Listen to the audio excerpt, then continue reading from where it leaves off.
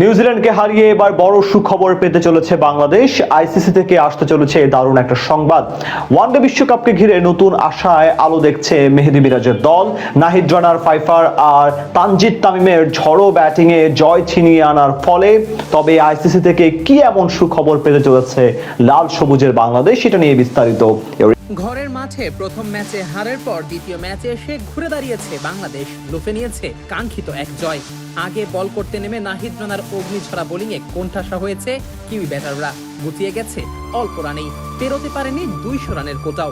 স্বল্প টার্গেটে ব্যাট করতে নেমে আবার নিজের স্বভাবসুলভ ব্যাটিংটাও করেছেন তানজিদ হাসান তামিম। মাত্র 33 বলে দেখা পেয়েছেন 50-র 199 রানের লক্ষ্যে এই বাঁহাতির ব্যাট থেকে এসেছে 76 রান। এছাড়াও প্রায় বছর খানেক পর অর্ধশতকের দেখা পেয়েছেন নাজমুল হোসেন শান্ত।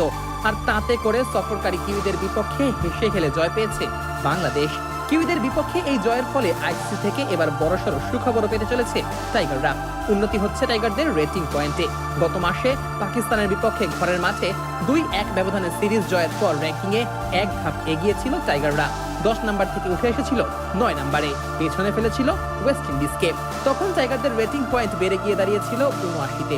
এবার কিউইদের হারিয়ে আবারও নিজেদের রেটিং পয়েন্ট বাড়িয়েছে লাল সবুজেরা। কিউইদের বিপক্ষে সিরিজে মাঠে নামার আগে 79 রেটিং পয়েন্ট পাওয়া টাইগাররা হেরে যায় প্রথম ম্যাচে।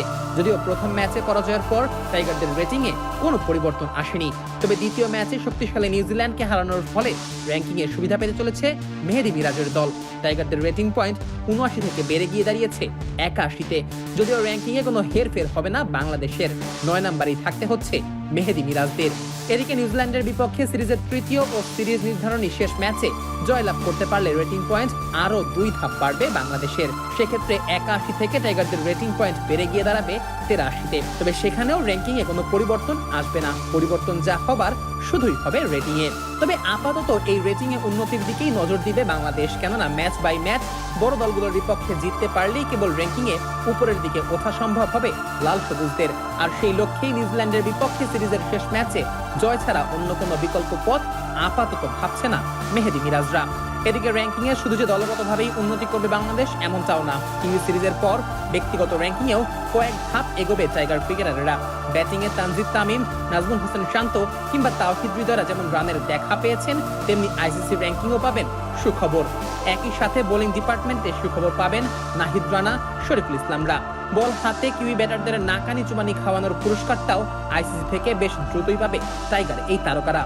বিশেষ করে পেস বোলিংয়ে নাহিদ রানা ও ব্যাটিং ডিপার্টমেন্টে তামিম ও হৃদয় উন্নতি করবেন সবচেয়ে বেশি। তবে আপাতত ব্যক্তিগত উন্নতির থেকে দলগত উন্নতির দিকেই বেশি চোখ থাকবে লাল সবুজদের, কেননা র্যাঙ্কিংয়ে উন্নতি করতে পারলেই কেবলমাত্র ওয়ানডে বিশ্বকাপে খেলার পথটা সুগম হবে টাইগারদের জন্য।